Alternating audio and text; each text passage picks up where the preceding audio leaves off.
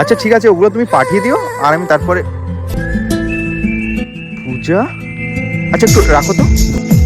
এই পূজা। আরে শুভ, তুই 2 বছর পর? 2 বছর কেটে গেছে। কেমন আছিস? এই চলছে। তা 2 বছরে কল মেসেজ কিছুই তো করলি না এসব।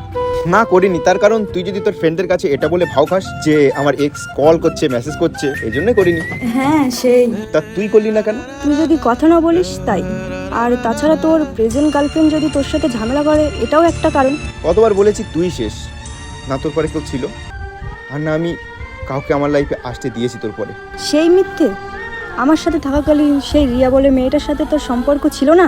না ছিল না, তোকে আমি সেদিনও বলেছিলাম আর আজও বলছি, ওটা আমার একটা ফ্রেন্ডের গার্লফ্রেন্ড ছিল। আমি বিশ্বাস করি না। এই বিশ্বাসটা ছিল না বলেই তো সেদিন তুই আমায় ভুল বুঝেছিলিস আর আমাদের বিচ্ছেদ হয়েছিল, আমার ছেড়ে তুই চলে গেছিলিস। সেই দিনগুলোতে কতই না কেঁদেছি তোর জন্য, কিন্তু সেই দিনগুলোর কথা আজ যখন মনে পড়ে সত্যি হাসি পায়। তুই হাসতেই থাক, আমি চললাম। পূজা শোন, কই এই কথাগুলো তো কখনো একবারও ভেবে দেখলি না? যে ছেলেটা তোকে একদিন না দেখে থাকতে পারতো না, তোকে একবার দেখার জন্য 100 কিলোমিটার জার্নি করে যেত, তোর জন্য ফ্যামিলির এগেনস্টও পর্যন্ত গেছিল, সেই ছেলেটা অন্য কোনো মেয়ের জন্য তোকে কিভাবে চিট করতে পারে?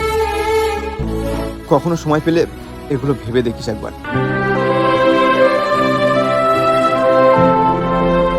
সত্যি এগুলো তো কখনো ভাবিনি। এটা সত্যি, ওর থেকে ভালো আমাকে কেউ রাখতে পারবে না। শুভ শোন, বল। আই অ্যাম সরি রে। আমি এগুলো কখনো আগে গভীরভাবে ভাবিনি। আমারই ভুল ছিল, আমাকে ক্ষমা করে দে। আরে না না, সরি বলতে হবে না আর ক্ষমাও চাইতে হবে না, তুই যে বুঝতে পেরেছিস সবটা, এটাই অনেক। আমাকে ফিরিয়ে নিবি না? তুই সত্যি আবার আমার জীবনে ফিরে আসতে চাস? হুম। এই দিনটারই অপেক্ষায় ছিলাম রে।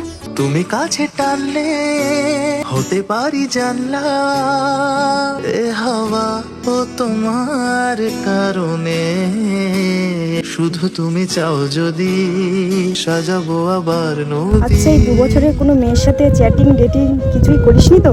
ফেসবুক, হোয়াটসঅ্যাপ, ইনস্টা মেসেজ সব চেক করে দেখ।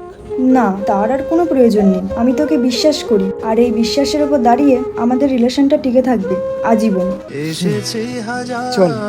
বারণে, শুধু তোমারই জন্যে।